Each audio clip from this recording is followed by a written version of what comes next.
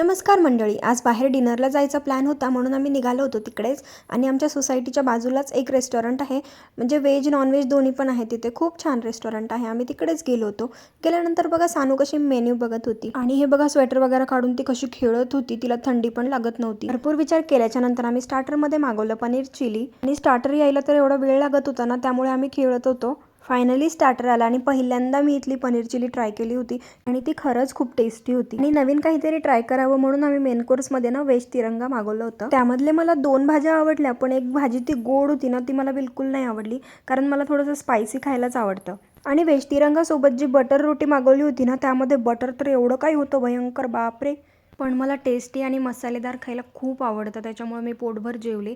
पण खाल्ल्याच्या नंतर जे काही गिल्ट होतं ना भयंकर, मला ते नेहमीच होत असतं. असं कोणाकोणाला होतं मला नक्की सांगा. आणि घरी आल्यावर सोसायटीमध्ये थोडंसं वॉक केला आणि इकडे लगेच झोपायची तयारी पण झाली माझी सुरू. चला बाय.